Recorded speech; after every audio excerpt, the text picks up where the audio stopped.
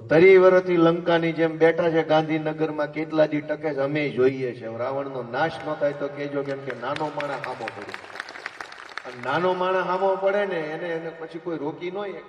નકર એને માણસ ઓછો થાય ને તો હારા ભૂરાયા થાય, અને પછી પોલીસ મોકલે ને ગુંડા મોકલે ને પછી પાછા બહુ વાયડાઈ કરે. એ કરતા આપણે એની સભામાં માણસ પૂરું થઈ જાય ને એટલે સાને માના વૈયા જાય કે ના રેડી છે, ગામ પેક છે પણ આંચકો આવડા પેક છે કહેવાનું નહીં.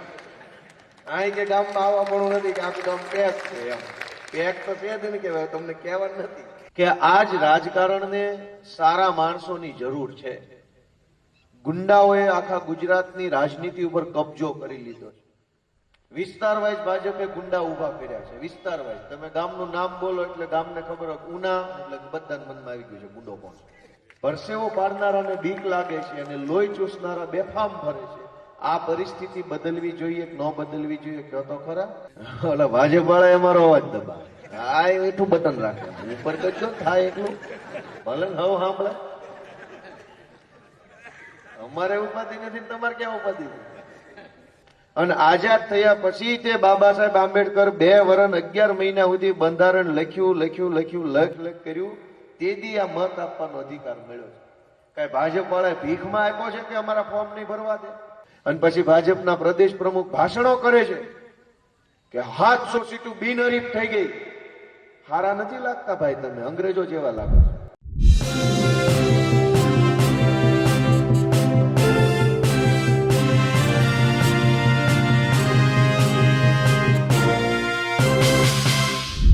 જે રીતે ભારતીય જનતા પાર્ટીએ આમ આદમી પાર્ટીના ઉમેદવારોને ડરાવી ધમકાવીને ઘણા બધાના ફોર્મ પરત ખેંચાવ્યા છે, તેને લઈને ગોપાલ ઇટાલિયાએ નારાજી વ્યક્ત કરી છે.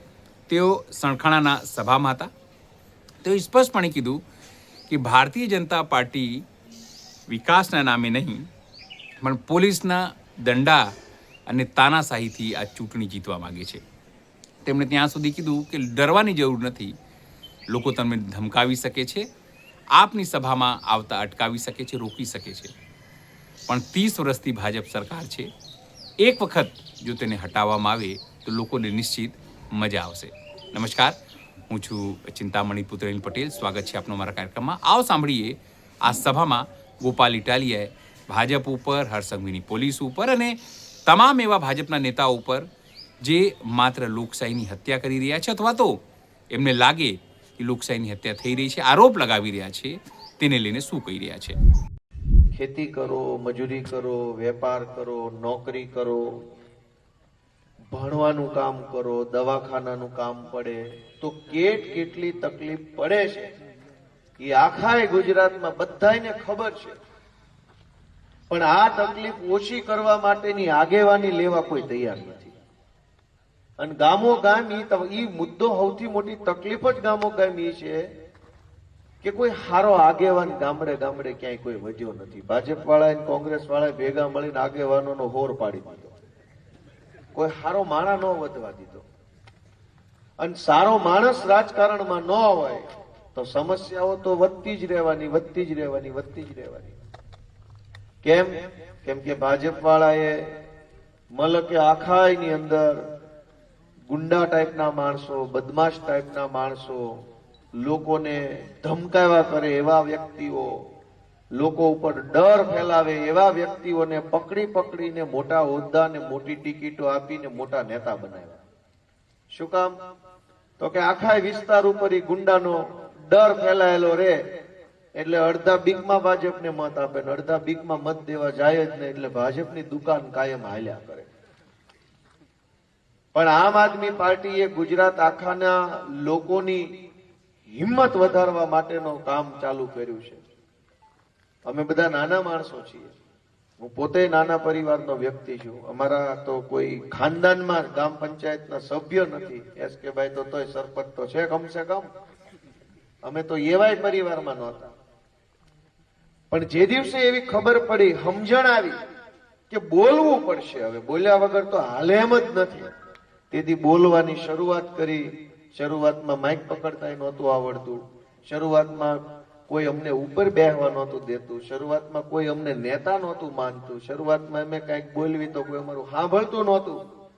પણ સંઘર્ષ કરતા ગયા, અવાજ ઉઠાવતા ગયા, લડતા ગયા, લોકો માટે કામ કરતા ગયા, તો આજે એના જ લોકોએ મને ધારાસભ્ય તરીકેની જવાબદારી સોંપી. મારો કહેવાનો ભાવાર્થ એ છે કે આજ રાજકારણને સારા માણસોની જરૂર છે. ગુંડાઓએ આખા ગુજરાતની રાજનીતિ ઉપર કબજો કરી લીધો છે. વિસ્તાર વાઇઝ ભાજપે ગુંડા ઉભા કર્યા છે. વિસ્તાર વાઇઝ તમે ગામનું નામ બોલો એટલે ગામને ખબર હોય, ઉના એટલે બધાના મનમાં આવી ગયું છે ગુંડો કોણ. આવી જ જાય.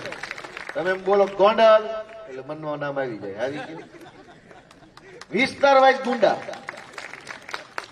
તમે કોડીનાર નામ આવ્યું મનમાં આવ્યું કે ન આવ્યું? કઈ સાચું કહેજો. માતાજી નામ છે મનમાં કઈ આવ્યું? એક વિસ્તારનું નામ બોલો ને તમારા મનમાં ગુંડાનું નામ આવવા મળશે. રાજકારણની આ દશા હોય? રાજકારણની આવી દશા થોડી હોય? નેતા આપણે કોઈને એટલે નેતા બનાવ્યો છે કે ઉઠીને નેતા બને ને આપણને ધમકાવ્યા કરે?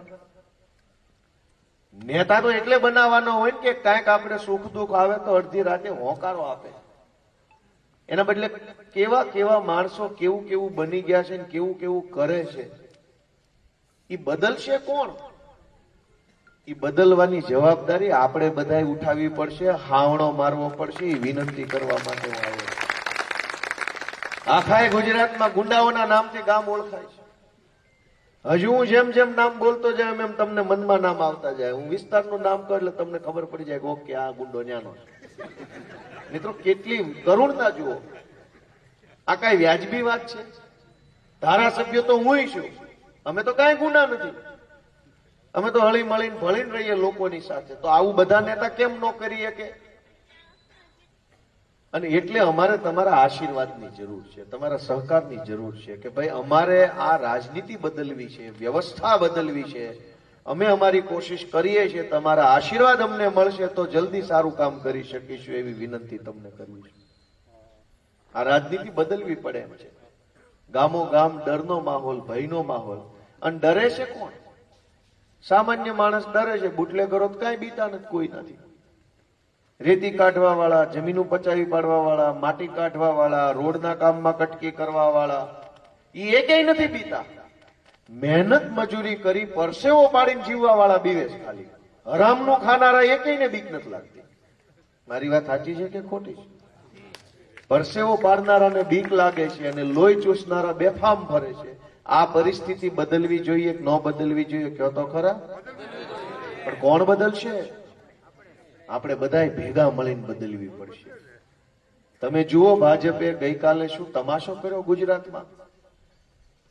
ગઈકાલે ફોર્મ પાછા ખેંચવાનો દિવસ હતો. અમારી પાર્ટીએ 6000 કરતા વધુ ઉમેદવારો ઉભા રાખ્યા છે ચૂંટણીમાં. અને અમે ઉભા રહ્યા, એ અમારો હક છે. કદાચ હારી જાય, ઉભા રહી, ચૂંટણી થાય, મત નોય મળે, ડિપોઝિટ જાય, ઓછા મળે, એવું બધું થાય. પણ ફોર્મ પાછું ખેંચાવી લેવા માટે થઈને અમારા ઉમેદવારોના અપહરણ કરી જાય. એ વિડીયો લગભગ તમે બધા જોયો હશે. જોયો કે નથી જોયો? એટલે ભાઈ ઈકો ઓછો કરો જરા અને અવાજ થોડીક વધારે કરો. અમારો અવાજ ના દબાવો જ તમે. ઓલા ભાજપ વાળા અમારો અવાજ દબાવે. હા એટલું બટન રાખે ઉપર કરજો થાય એટલું ભલે હવે સાંભળે. અમારે ઉપાધિ નથી, તમારે ક્યાં ઉપાધિ છે? ગઈકાલે ફોર્મ પાછું ખેંચાવવા માટે પોણા ગુજરાતને ભાજપે બાનમાં લીધું. અલગ અલગ વિસ્તારોની અંદર હજારો ઉમેદવારોને ફોર્મ પાછા ખેંચાવવા ગુંડાઓ આવ્યા, અપહરણો થયા. આજના છાપામાં છે કે એક ઉમેદવારને ફોર્મ પાછું ખેંચાવવા માટે થઈ 10 વર્ષ પહેલા એને ક્યાંક કોકની હારે હક પણ કર્યું હશે. ઈ જગ્યાએથી બેનને લઈ આવ્યા ને એની પોલીસમાં અરજી કરાવડાવી પછી કીધું પાછું ક્યાંય નકર ખોટી એફઆઈઆર કરું. 10 વર્ષ પહેલાનો મુદ્દો કાઢ્યો ફોર્મ પાછું ખેંચાવવા. હું તમને બહુ ગંભીરતા સાથે એક વિનંતી કરવા માંગુ છું કે આ મત આપવાનો અધિકાર આપણને કોણે આપ્યો? 200 વર્ષ સુધી આ દેશની આઝાદીની લડાઈ ચાલી. અનેક મહાપુરુષોએ પોતાનું આખું જીવન આની અંદર ખપાવી દીધું. કેટલાય 2-4 પેઢીઓ ખપી ગઈ. મહાપુરુષોએ બલિદાન આપ્યા, તેથી દેશ આઝાદ થયો. અને આઝાદ થયા પછી તે બાબા સાહેબ આંબેડકર 2 વર્ષ 11 મહિના સુધી બંધારણ લખ કર્યું. તેથી આ મત આપવાનો અધિકાર મળ્યો છે. કઈ ભાજપ વાળાએ ભીખમાં આપ્યો છે કે અમારા ફોર્મ નહીં ભરવા દે? અંગ્રેજો હોત તો ક્યાં ફોર્મ જ ભરવાના હતા? અંગ્રેજો રે કોઈએ ફોર્મ નહીં ભરવાના. દેશના એક નાગરિકને ફોર્મ ભરવાનો અધિકાર મળે ઈ હાટું થઈને તો અંગ્રેજોને કાઢ્યા છે. આ નવા આવે કે નહીં ફોર્મ ભરવાનું. ફોર્મ જ ન ભરવાનું હોય તો અંગ્રેજો હતા જ. ઈ ક્યાં ભરવા દેતા હતા? ક્યાં ચૂંટણીઓ થતી? દેશમાં ચૂંટણીઓ થાય, ગરીબમાં ગરીબ માણસ, નાનામાં નાનો માણસ, ગામડાનો છેવાડાનો માણસ ચૂંટણીમાં ઉભો રહી શકે અને નેતા બની શકે એવી વ્યવસ્થા ભારતમાં બને. ઈ હાટું થઈને તો આઝાદી લાવ્યા હતા. 200 વર્ષની લડાઈના અંતે આપણને આ મત આપવાનો અધિકાર મળ્યો છે. એ ભાજપ છીનવી લેવા માંગે છે. અને પછી ભાજપના પ્રદેશ પ્રમુખ ભાષણો કરે છે કે 700 સીટો બિનહરીફ થઈ ગઈ. હારા નથી લાગતા ભાઈ, તમે અંગ્રેજો જેવા લાગો છો. અંગ્રેજો બિનહરીફ 200 વર્ષ રહ્યા. અંગ્રેજો બિનહરીફ જ રહ્યા ને, ક્યાં ચૂંટણી થતી હતી? એના બિનહરીફ 200 વર્ષ. તો તમે જયારે ભાજપના માણસો વટથી એમ કે ને 700 બિનહરીફ થઈ, ત્યારે અમને તો અંગ્રેજો જેવા દેખાવશે. આ લોકો મત આપવાનો અધિકાર છીનવી લેવા માંગે છે. નોટામાં મત આપવાનો અધિકાર છે. અમારી પાર્ટી ભલે ઉમેદવાર ઉભા છે, હું અહીં મત માંગવા આવ્યો છું, તમને ન ગમે તો નોટાય આપી શકો, પણ ઉમેદવારને ધમકી મારીને ફોર્મ જ ખેંચાઈ લે તો તમે નોટામાં આપી શકો ખરા? હા કે ના તો કયો? તો આ મત અધિકાર આપણો કોણ છીનવી રહ્યું છે? અને લોકશાહી આવી હોય? અમે આ પરિસ્થિતિને બદલવા માટેની કોશિશ કરીએ છીએ ને એમાં તમારો ટેકો જોતો છે. અને જનતા જાગૃત નહીં થાય તો કેટલો બધો જનતા હારે અન્યાય થાય. આજે આપણે એક સામાન્ય નાનું એવું કઈક કામ કરાવવું હોય, નહીં જેવો એક આવકનો દાખલો કઢાવવો હોય, હવે એમાં એસ કે ભાઈ આવક કાંઈ નહીં અને કાઢી દે તોય પાછો દાખલો. આમાં કોઈની આવક 1.5 લાખની નહીં હોય, પણ મામલતદાર પાસે દાખલો કાઢ દે 1.5 લાખનો. કાઢ દે કે નહીં? કોની આમાં 1.5 લાખ આવક છે? કયો જી છે? કોઈની 300 રૂપિયા રોજે જતો હોય ને એને મામલતદાર 1.5 લાખનો દાખલો લખી દે. પાછો એ દાખલો પાનના ગલ્લે આપો તો કોઈ બીડી ઉધાર ન દે. 1.5 લાખનો દાખલો ગીરવે મૂકો તો કોઈ 1.5 લાખ આપે? આમાં ન આપે. તોય એવો નહીં જેવો સાવ સામાન્ય મામૂલી દાખલો કઢાવવા માટે મામલતદાર ઓફિસના ધક્કા, ફોર્મ ભરો, અહીં સિક્કો કરાવો, આ બારીએ લટકો, ઓલી બારીએ ટીંગાવો, અહીંથી આમ જાઓ, અને ગમે એવા દાખલા કઢાય પછી છેલ્લે શું મળે છે? લાચારી, પીડા, વેદના. એટલે મારે એટલી વિનંતી કરવી છે કે તમારું બધાનું મન એમ કે હવે અમારે આત્મા જગાડવો છે અને કાંઈક ફેરફાર લાવવો છે, તો અમે અમારા નાના નાના માણસો ઉભા રાખ્યા છે એને તમારો મોટો આશીર્વાદ આપીને હાવણો દબાવજો એવી મારી વિનંતી છે. અમે બધા નાના માણસો છે. અમારી પાર્ટીમાં કઈ બહુ નામચીન માણસો ન હોય જેનું તમે નામ સાંભળ્યું હોય, ફોટો જોયો હોય, બહુ પૈસા વાળા હોય, એવા અમારી પાસે ન હોય. એવા બધા ભાજપ વાળા પાસે હોય.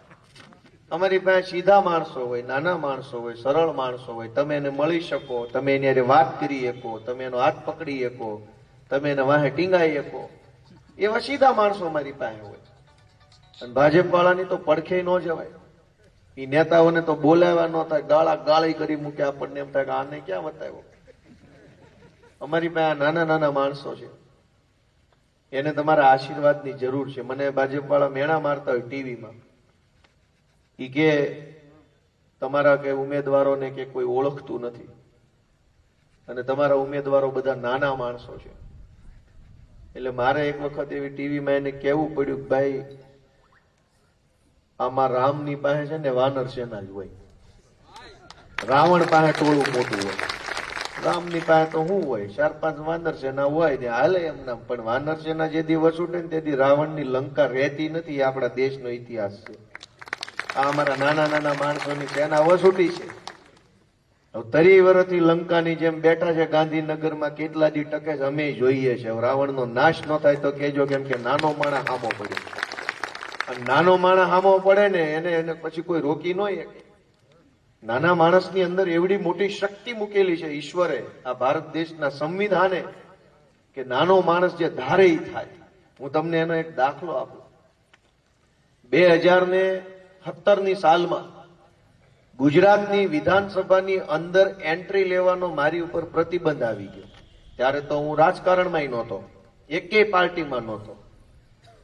વિધાનસભાના ઈ વખતના અધ્યક્ષે મારી ઉપર પ્રતિબંધ કર્યો કે આ ગોપાલ ઇટાલિયા ગુજરાતની વિધાનસભાના મેન ગેટેથી અંદર નહીં આવી શકે. હવે 2017, 18, 19, 20, 21, 22, 25 સુધી આમનામ હાલ્યું, અંદર જવા ન દે. અને હું વિસાવદર ભેસાણની ચૂંટણીમાં ઉભો રહ્યો. અનેક નાના નાના માણસોએ, ગરીબ વ્યક્તિઓએ, ખેતી મજૂરી કરતા માણસોએ, અલગ અલગ જ્ઞાતિના આગેવાનોએ, સામાન્યમાં સામાન્ય માણસોએ મારું બટન દબાવ્યું, હાવાણાનું બટન દબાવ્યું. અને પછી હું ધારાસભ્ય તરીકે ચૂંટણી જીત્યો અને વિધાનસભામાં ગયો તો આમ કંસની જેલના તાળા ખુલી જાય ને એમ ગેટ ખુલી ગયા. કોઈ રોકવા વાળો નહીં, કોઈ ટોકવા વાળા નહીં. ઉપરથી આવતા રહ્યો કહેતા, વૈયાવો, સ્વાગત છે, સ્વાગત છે. કાં સ્વાગત છે? તમે તો અમને 2017 થી નહોતા આવવા દેતા. સ્વાગત ક્યાં થઈ ગયું? પણ એક ગામડાની ખેતરની અંદર મજૂરી કરતા માણસે મારું બટન દબાવ્યું ને એટલે અમારી એન્ટ્રી વિધાનસભા સુધી પહોંચી. બાકી ગોપાલભાઈ ગમે એવો બળુકો હોય, નો આવવા દે. તો અસલ શક્તિ છે ક્યાં? ગોપાલભાઈમાં છે કે ગોપાલભાઈને બટન દબાવે એ માણસમાં છે? ક્યાં છે શક્તિ? બટન દબાવનારા માણસની અંદર શક્તિ છે, તાકાત છે. એ ધારે એ માણસને ઉપર બેસાડી શકે, ધારે એ માણસને ઘરે બેહાડી શકે. બોલવામાં, બાંધવામાં, લડવામાં, હિંમતથી અવાજ ઉઠાવવામાં હું હોશિયાર તો હોઈશ પહેલાય, પણ મારું બટન ન દબાવે તો એક તલાટી મંત્રી અમારું નો સાંભળે. પણ તમે બટન દબાવો, ભલે ગમે એવો ગરીબ માણસ હોય, બટન દબાવે. તમે જેનું બટન દબાવો ને એનામાં શક્તિ આવે છે. એનો અર્થ એ થયો કે શક્તિ જનતામાં છે, શક્તિ સમાજમાં છે, લોકોમાં શક્તિ છે. તમે નેતાને શક્તિ આપો ને એ શક્તિનો ઉપયોગ નેતા સમાજને દબાવવામાં કરે છે. અમારી આમ આદમી પાર્ટી એમ માને છે કે ઈશ્વરે તમને શક્તિ આપી હોય, બુદ્ધિ આપી હોય, બળ આપ્યું હોય તો એનો ઉપયોગ જનતાની સેવા માટે કરવો જોઈએ, જનતાને ઉપયોગી બનવા માટે કરવો જોઈએ, જનતાને દબાવવા માટે ન કરવો જોઈએ. હવે તમે નેતાને મત આપો ને એનો એ નેતા તમને દબાવ્યા કરે તો આપણી જ શક્તિથી આપણને દબાવવાની વાત થઈ. એનો અર્થ એવો થઈ ગયો કે ખોટા માણસોના હાથમાં શક્તિ આવી ગઈ છે. અમારી પાર્ટીની સરકાર છે, હું ધારાસભ્ય છું, અમારી પાર્ટીમાં ચૈતર વસાવાય ધારાસભ્ય. અમે તો કોઈને નથી દબાવતા. અમે તો ક્યાંય કોઈ દિવસ કોઈને કઈ, હા ભાજપ વાળા મળે તો સામે મોરો જ ભટકાડી દેવાનો, એમાં કઈ કોઈ ઉપાધિ કરતા નથી. પણ જનતાને અમે નથી દબાવતા. જનતા હારે અમે કોઈ ધાક ધમકી કે ગાળી ગલોચ કાંઈ કરતા નથી. શું કામ? કેમ કે અમારી અંદર જે શક્તિ છે એ જનતાએ આપેલી શક્તિ છે. તમે આપેલા આશીર્વાદથી અમારામાં શક્તિ છે. અમે પોતે મહાન નથી. પણ ગુજરાતમાં વાંદરાના હાથમાં તલવાર આવી ગઈ છે. ગાંધીનગરમાં 30 વર્ષથી વાંદરાના હાથમાં તલવાર આપી છે. આપણી તલવારથી આપણા ડોકા કાપે છે. હવે વાંદરાના હાથમાં તલવાર લઈને ક્યાંક હારા માણાના હાથમાં ઓપો એવી તમને હું વિનંતી કરવા આવ્યો. તલવારમાં શક્તિ તો છે જ, પણ એનો ઉપયોગ શું? વાંદરાના હાથમાં હોય તો આપણા ડોકા કાપે, અને હારા માણાના હાથમાં હોય તો આપણું રક્ષણ કરે. વાત સાચી છે કે ખોટી છે? એની તલવાર હાથ ફરી જાય તો ઉપયોગ ફરી જાય. તમે આપેલી શક્તિનો દુરુપયોગ સરકારમાં બેઠેલા માણસો કરે છે. અને કેવી રીતે? આપણા વિસ્તારમાં તો ઠીક છે, પણ આમ આખા કાઠિયાવાડમાં પાણી નથી પહોંચ્યું. દારૂ ગામડે ગામડે પહોંચી ગયો. ગમે એવો કોરોના આવે, ગમે એવો તમારે અમેરિકાનું યુદ્ધ થઈ જાય, દારૂ કોઈથી બંધ ન થાય. તમારે મળે. જે ગામમાં સારી નિશાળ ન હોય, નિશાળમાં પૂરતા માસ્ટર ન હોય, એ ગામમાં બુટલેગર તમને મળી રહે. કેટલી અદભુત વ્યવસ્થા ગુજરાતમાં સરકારના રાજમાં હાલે છે. અને સામાન્ય માણસને જે કાંઈ જન સુવિધાની જરૂર પડે એ ન મળે. દારૂ ઘરે બેઠા આવી જાય. તમે જ્યાં ફોન કરો ક્યાં આપી જાવ, ત્યાં આપી જાય. તો આવકના દાખલા એવી રીતે ઘરે આપી જાવ, સરકારી અનાજે ઘરે આવીને આપી જાવ, કઈક સહાય બહાયના ફોર્મ ભર્યા સહાય આપી જાવ ઘરે જેવા. એની હાટું લબડવું પડે. દોસ્તો, આ પરિસ્થિતિને બદલવા માટે થઈને અમે તો તમારી પાસે આશીર્વાદ માંગવા આવ્યા છે. અને જનતાના આશીર્વાદથી સરકાર બને તો જ જનતાનું કામ થાય. એ યાદ રાખજો. સરકાર બે રીતે બને. એક દમદાટી કરીને, ધોકા પછાડીને, ગુંડાગીર્દી કરીને, પોલીસથી બીવડાવીને, લલચાવીને, પૈસાથી સરકાર બને. એવી રીતે જે સરકાર બને, દમદાટી કરીને, ગુંડા મોકલીને, ધોકા પછાડીને, પોલીસથી બીવડાવીને જે સરકાર બને, એ સરકાર લોકો માટે કામ ન કરે. પણ જે સરકાર લોકોના આશીર્વાદથી બને, મત નહીં આશીર્વાદથી સરકાર બને, એ સરકાર 24 કલાક જનતાની સેવા માટે ખડે પગે હાજર રહેતી હોય દોસ્તો. અને એનો દાખલો હું તમને આપું કે પંજાબમાં આમ આદમી પાર્ટીની સરકાર છે અને એણે હમણાં નિર્ણય કર્યો કે પંજાબમાં કોઈ પણ સરકારી સુવિધાનો લાભ લેવો હોય તો સરકારી કચેરીએ જવાનું નહીં, ઘરે બેઠા તમને એનો લાભ મળશે. આધાર કાર્ડ, ચૂંટણી કાર્ડ, રેશન કાર્ડ ઉર્ફે કૂપન, આરટીઓ ને લગતું કઈ કામ હોય, ડ્રાઇવિંગ લાયસન્સ કઢાવવા, લગ્નનો દાખલો, જન્મનો દાખલો, મરણનો દાખલો, વિધવા હોવા અંગેનું પ્રમાણપત્ર, જે કાંઈ પણ આવી સરકારી સુવિધાઓ છે એ લેવા તમારે સરકારી ઓફિસે નહીં જવાનું. સરકારના એક ફોન નંબર જાહેર કર્યો છે, એની ઉપર ફોન કરવાનો અને સરકારનો માણસ તમારા ઘરે આવીને તમારે જે સુવિધાની જરૂર હોય એ ઓનલાઈન ટેબ્લેટના માધ્યમથી ડેટા એન્ટ્રી કરીને તમને આપી જાય. તમે બધાય મને કહો કે આ વ્યવસ્થા સારી કહેવાય કે ન કહેવાય? સારી કહેવાય કે ન કહેવાય? તો પંજાબમાં આમ આદમી પાર્ટીની સરકાર કરી શકે ત્યાં ગુજરાતમાં હું કાંટા ઉગ્યા છે? નહીં કરે. શું કામ? પંજાબની સરકાર લોકોના આશીર્વાદથી બનેલી સરકાર છે અને ગુજરાતની સરકાર બીવડાવીને ધમકાવીને લીધેલા મતથી બનેલી છે. મત ઈનો ઈ જ છે, તમે જ બટન દબાવ્યું હોય પણ તમે એક અંતરના ઉમળકાથી દબાવો અને બીકમાં દબાવો, બેમાં ફરક ન પડતો હોય. અત્યારે અહીંયા બીકમાં સરકાર બને છે. હું તમારી પાસે આશીર્વાદ માંગવા આવ્યો છું. હું વિસાવદર ભેસાણથી જીત્યો છું. મને પબ્લિકે મત નહીં આશીર્વાદ આપેલા છે ને એટલે અત્યારે આખા ગુજરાતની અંદર વિસાવદર વિધાનસભાનો ડંકો વાગી રહ્યો છે. ખાલી મત આપ્યા તો વાત ન હોય, આશીર્વાદ આપ્યા લોકોએ ખુલ્લા દિલથી. અને આમ તો વિસાવદર ભેસાણના લોકો પાસેથી અહીંયા આપણે શીખવા જેવું છે કે ભાઈ વંશભાઈ બધું કે આ ભાજપ વાળા બીવડાવ્યા કરે બધાને કે તમે આપની સભામાં ગયા હતા તો હવે મજા નહીં આવે, બીજી વાર જાશો તો મારી જીવન કો કેમ કે મજા નહીં આવે તો હું તો એવો જવાબ આપે મજા નથી આવતી એટલે એની સભામાં ગયા, તારામાં આવતી હોય તો તારામાં ન આવે. આપણે આમ આદમી પાર્ટીની સભામાં જાવ તો કે મજા નહીં આવે. મજા તો તરી વરત નથી આવતી. આમ આદમી પાર્ટી આવી પછી તો મજા આવે, તો પાછો તું કે એમાંય નહીં મજા આવે. ધમકી મારે આપણને, તમે જોઈ લેશું તમને. હું આમાં જોવાનું બાકી રહી ગયું છે, લુગડા વજાસ ખાલી હવે માણા ભાઈ, બીજું કાંઈ હજુ તો મારે જોઈ લેવું છે. કાંઈ વધ્યું જ નથી જોવા જેવું તો હોય કે જોઈ લેવું તમને. પણ વિસાવદર ભેસાણમાં લોકો પાસેથી આપણે શીખવા જેવું છે, જે હું તમને વિનંતી કરતો જાઉં કે ભાજપ વાળા ગામ હોય ને, ગામ નાનું હોય એટલે ગામમાં બધાને એકાબીજાની ખબર હોય કોણ કઈ પાર્ટી મથ્યા કરે છે, એટલે થોડુંક શરમ આવે. કુટુંબના નાતે શરમ આવે, જ્ઞાતિના નાતે શરમ આવે. આપણી હાક હોય ને, જેમ કે મારી હાક છે ઇટાલિયા, એટલે ઇટાલિયામાં જે મોટો આગેવાન હોય એને મોકલે કે તમારા ગોપાલિયાને સમજાઈ દો એમ કે કેમ અમારી પાર્ટીને સામું બોલે વગેરે વગેરે. આ ભાઈની હાક વંશ છે તો એને વંશનો નેતા મોકલે. એમાં આ લોકો ગામમાં બધાને બધી ખબર હોય કે કોણ કઈ પાર્ટીમાં મથે છે, કોણ કોની પોસ્ટું કરે છે, કોણ કોની સભામાં જઈને બેસે છે. એટલે પછી બીવડાવવાનું ઓલા ભાજપ વાળાને હેલું થઈ જાય. હવે અમારે વિસાવદર ભેસાણની ચૂંટણીમાં એવું થયું કે પબ્લિક બહુ હોશિયાર છે, એને એકદમ હોશિયાર. એને નક્કી કર્યું કે ભાજપની સભામાં જ જવાનું, ગોપાલભાઈ નહીં જવાનું. અને ભાજપ વાળા બોલે ને એનથી જોરથી નારો, વધુ જોરથી બોલે ને વેમ ન પડવો જોઈએ કે આપણામાં નથી. બોલો ભારત માતા જય એમ કરે, આ તો વધુ ભાજપ વાળો લાગે. ભાજપની સભામાં જઈ આવવાનું, જે ખવડાય ધરાય ધરાઈને ખાઈ લેવાનું, પૈસા દે તો લઈ લેવાના, ઓછા પડે તો માગી લેવાના, અને ચૂંટણીમાં હળું કરીને ઝાડું બટન દબાઈને ઘરે વહી આવે. કોઈ ખબર ન પડે આખી ચૂંટણી આમ વહી ગઈ. ભાજપ વાળાને એમ કે ગામો ગામ આપણે સભામાં હકડે ઠઠ માણસો થાય છે, ઓહો માણા.